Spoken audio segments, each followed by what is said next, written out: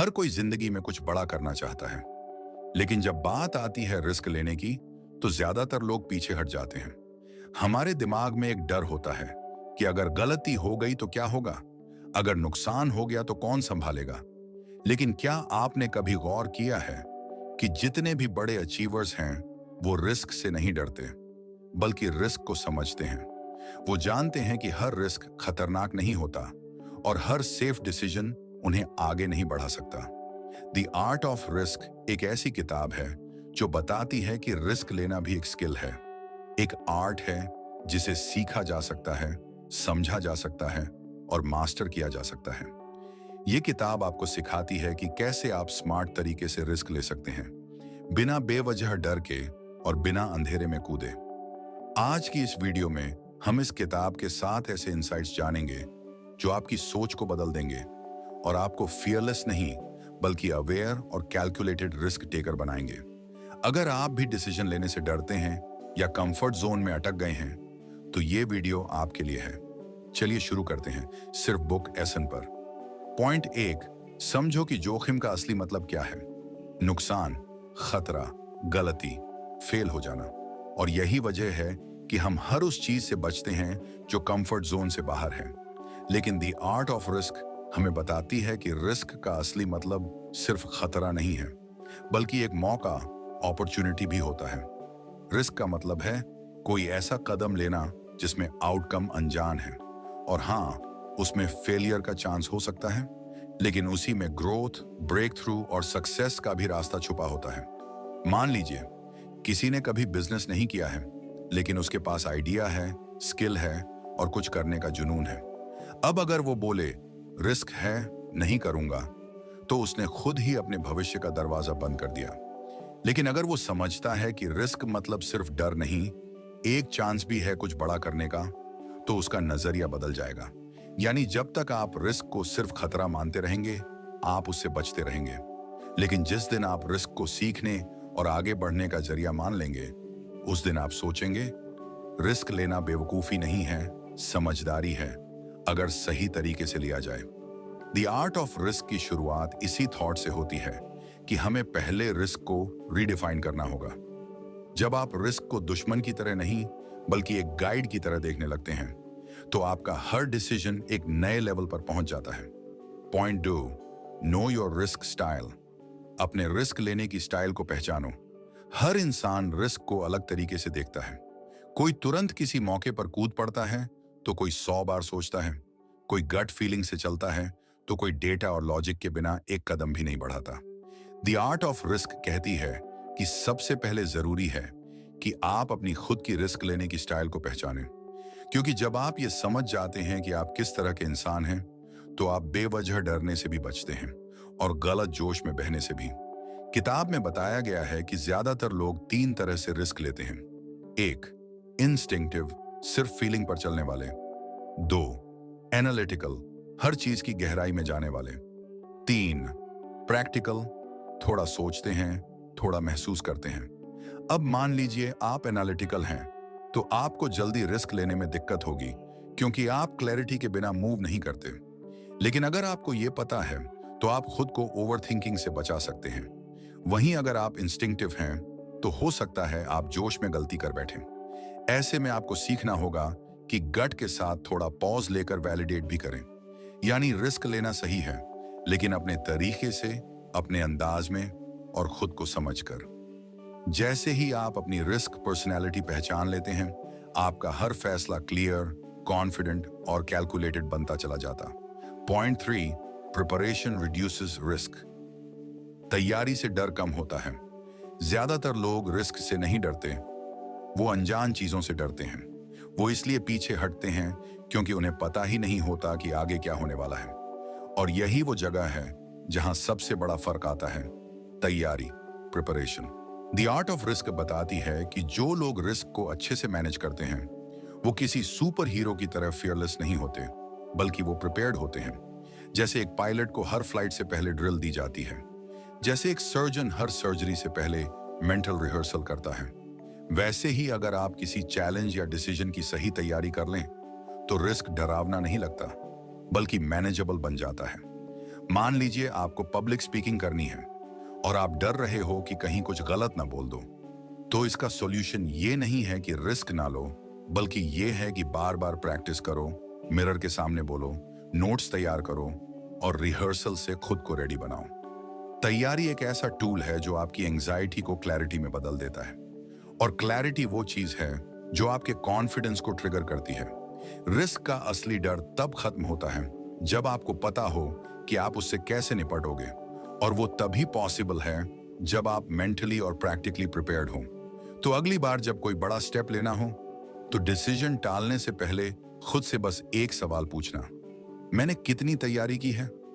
जवाब में अगर सच्चाई है तो रिस्क आपको कभी रोक नहीं पाएगा। Point 4, failure is data. नाकामी सिर्फ एक फीडबैक होती है। हम में से ज्यादातर लोग फेलियर से डरते हैं क्योंकि हमें बचपन से यही सिखाया गया, अगर गिर गए तो सब हंसेंगे, अगर हार गए तो कुछ नहीं बचेगा।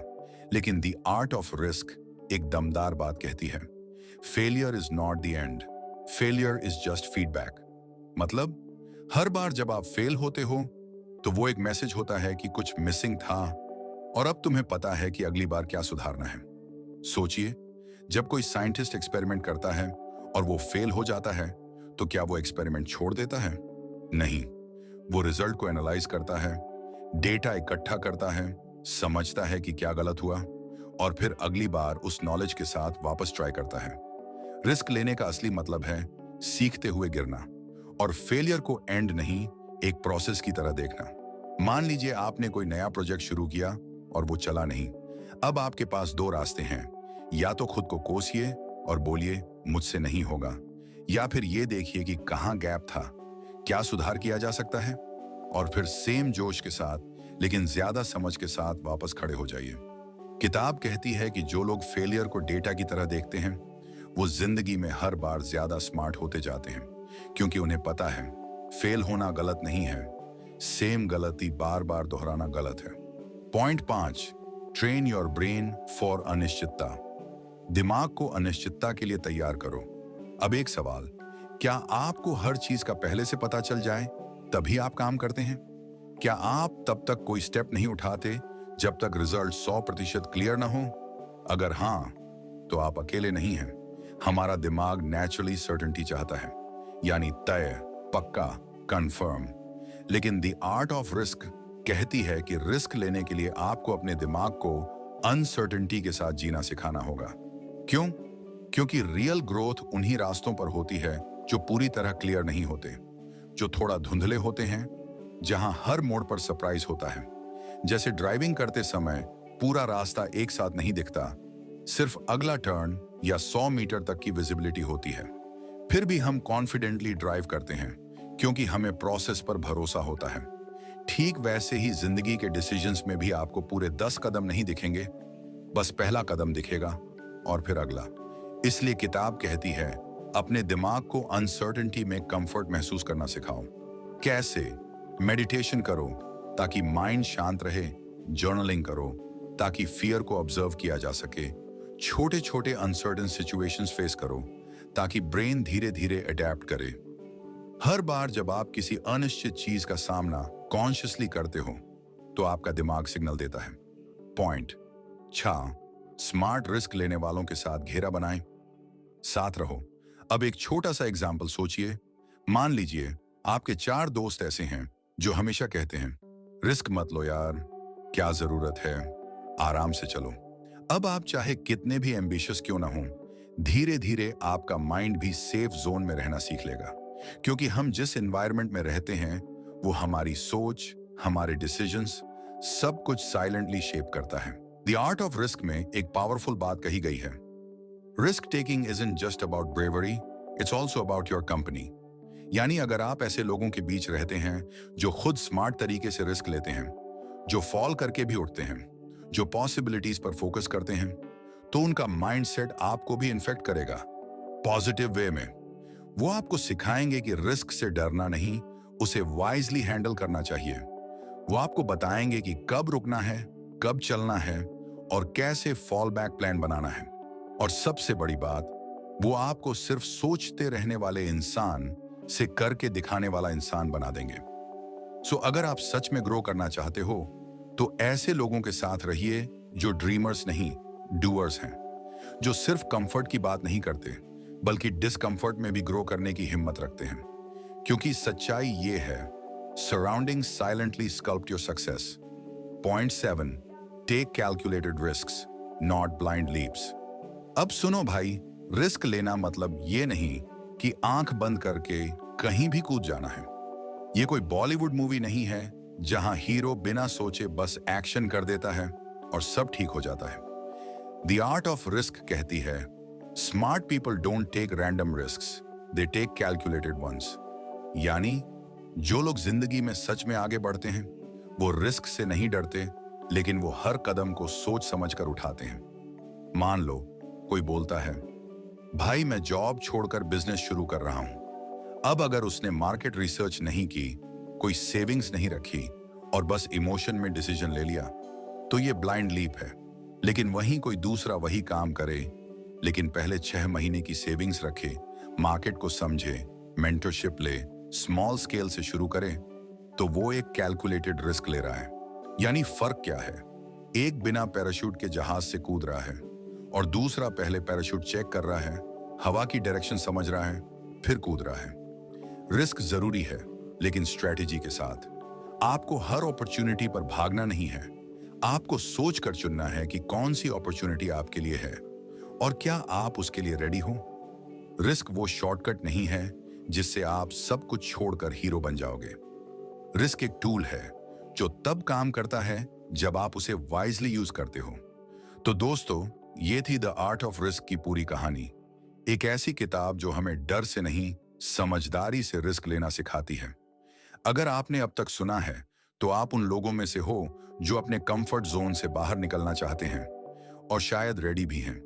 और दोस्त, मैं सिर्फ एक बात कहूंगा, दुनिया उन्हीं की होती है जो थोड़ा रिस्क लेते हैं, लेकिन सोच समझकर। और अगर आज की इस वीडियो ने आपको थोड़ा भी इंस्पायर्ड किया तो खुद से एक सवाल पूछो, मैं कब तक सेफ खेलता रहूंगा? अब वक्त है स्मार्ट कदम उठाने का।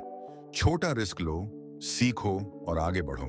नीचे कमेंट करके जरूर बताना, आपकी जिंदगी में वो कौन सा पहला छोटा रिस्क है जो आप अब लेने वाले हो। और अगर आप ऐसे ही और माइंडसेट चेंजिंग किताबों की इनसाइट्स चाहते हो तो बुक आसान को सब्सक्राइब कर लो, क्योंकि यहां आपको हर हफ्ते मिलेगी एक नई किताब, आसान भाषा में और दिल से जुड़ी हुई। मिलते हैं अगली वीडियो में। तब तक याद रखो, रिस्क लो लेकिन समझदारी से। जय हिंद।